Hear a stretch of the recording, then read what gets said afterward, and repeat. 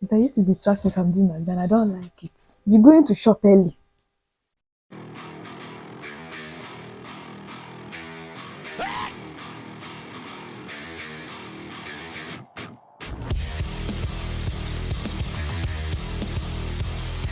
Hi family, good morning. Welcome back to our channel. Welcome back to OZ Stars Things Cabin. So, in our channel, we discuss so many topics as teenagers. We speak to ourselves. So, make sure you subscribe, like, share, and turn on your notification bell. Now, I hope people watched the last video. And was our last video, our engagement video. I hope you people watched it. If you haven't, go back and watch it. You will enjoy it. In today's video, we're asking ourselves the question: when do I need a boyfriend? Or when do I need a girlfriend? And I'm throwing a question back to you. Do you really need a boyfriend? Do you really need a girlfriend? A boyfriend is someone who is very close to you, who you do so many things with, including doing the do. I will not be using some words for the safety of my channel. Left for me, I usually say my things raw, because it is actually a word, and even children knows what it means. But because of the safety of this our channel, I won't be pronouncing some words. So instead of pronouncing the other word, we use doing the do.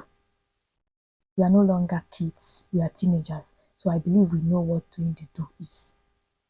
Now, I know Nigerians who will say, we are so negative. Why is our mind like this?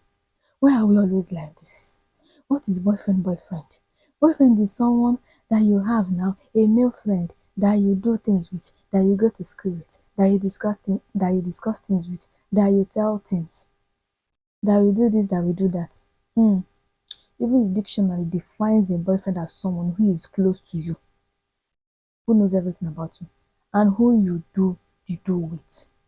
And as Christian girls, as Christian boys, we know our goal is to be the children of God. We know our goal is to make heaven. We know our goal is to live a holy life. Are we supposed to be involved in fornication? No. I did not say you should not have a male friend though. I do not say you should not have a male friend. I have male friends around me that we even discuss the Bible things with. We discuss so many lifestyle, everything about life with. But when it comes to having a boyfriend, me and you knows what boyfriend means. Not he's not like that. He's just my boy. He's not a boy. He's my friend. He's my boyfriend. Let's stop deceiving ourselves. We've been deceiving ourselves, and the devil have been taking the advantage of we deceiving ourselves, making us do things that are not right. You do not need a boyfriend. You do not need a girlfriend, especially as a teenager. Why do you need a boyfriend? You know, some people will come and tell you, you need to know the person. What if you end up getting married?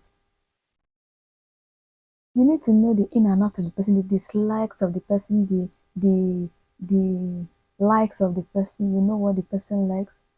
How market people that have been doing that, how market, and from what have been seen, what we've been experiencing in this world now, the rate of divorce is high.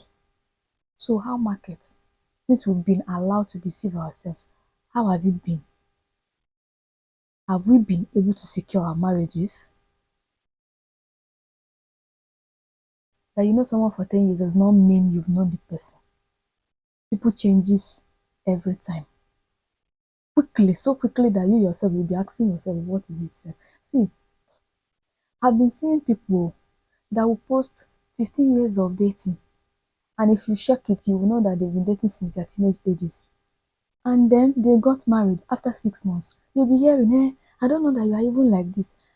And I think that I'll be wondering, I thought you've known each other. I thought you've known your likes and dislikes. It takes forever to know a marriage that is working. Do not be deceived. People will come and tell you. It does not mean. Do not be deceived. And once you get involved in dating someone that you are not even sure if he's going to marry, even if you are sure, you are teaching the person that stolen water is sweet. As my role model will always say, stolen water is sweet. Stolen plantain is the sweetest. You know that time that period will be frying plantain in the kitchen and you'll be eating the plantain. It will be sweeting you. Okay, after cooking and then you sit down to eat that same fried plantain, you realize that you're not even interested anymore. You don't even like it anymore. That's why they said stolen plantain is sweetest, is the sweetest. And once you start that, even in marriage, your partner will always go out there because you taught him to do it outside the marriage. See, the devil is a bad devil. As my role model will always say, the devil is a bad devil. He knows what he's doing. And he'll be telling us things that seem truth, but it is not the truth. In fact, I will do this thing since he's going to marry me. It is just 3 months to our wedding. Let's just start doing it. Yeah, we are getting married.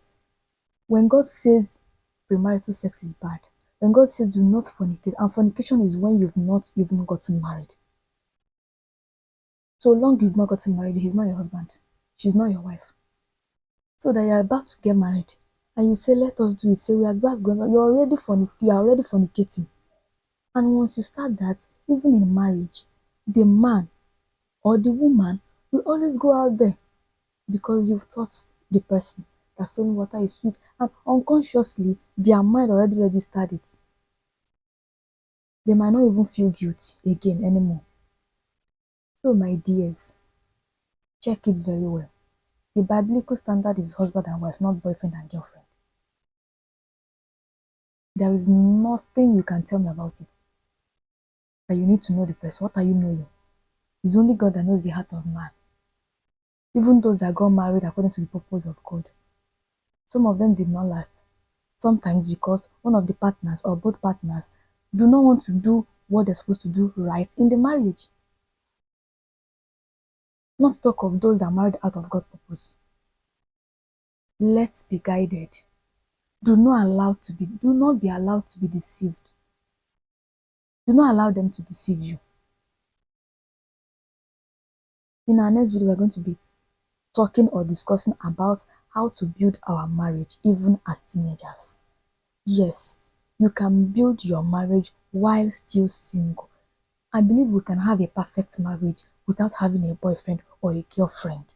Our mothers did it then. And they were able to stand the trials and the temptation and the storms. There is no how a marriage will not have storm. But it depends on how you built your home.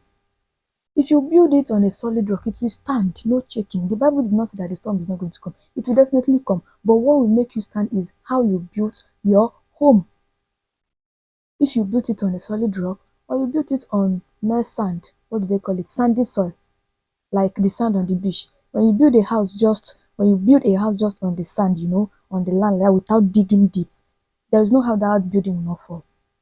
But when you have a solid foundation, and you don't need a boyfriend or a girlfriend to build a solid foundation for your home.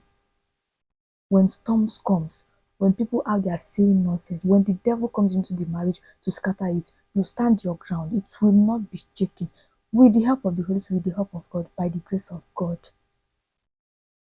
Why not keep yourself? Since we want to be children of God, since we want to be holy, why not keep yourself? And it is not easy.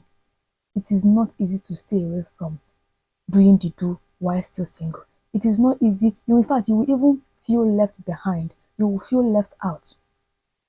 You will feel lonely. Yeah, yeah. I won't deceive you. You will feel lonely. But how does God select those that are His?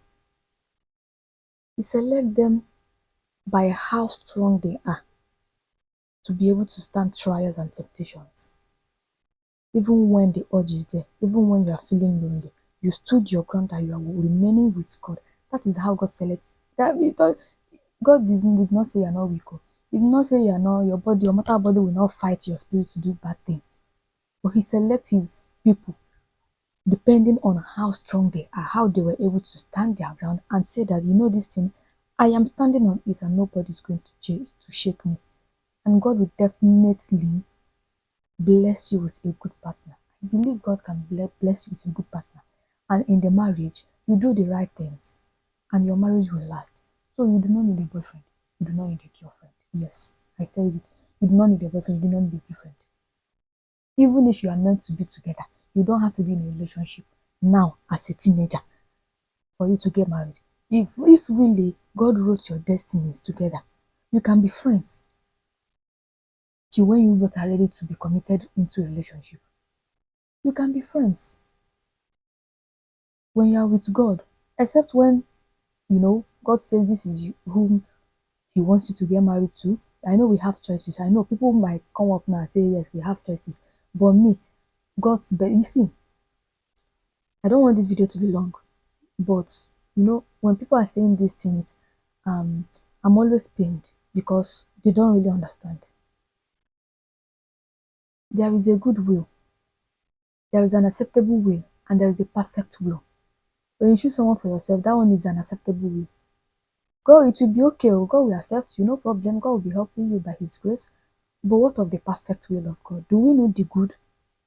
Do we need the better? Or do we know the perfect? Good, acceptable, and perfect. I need the perfect will of God. His own will should be done. So that when whatever is happening in the marriage, I will still call upon Him. See, God, come on. You said this is meant to be, and this is happening. What am I going to do? And He will definitely come to your rescue. Let's stop the video today here. So till we meet in our next video, this is still Ozioma Faith. Bye.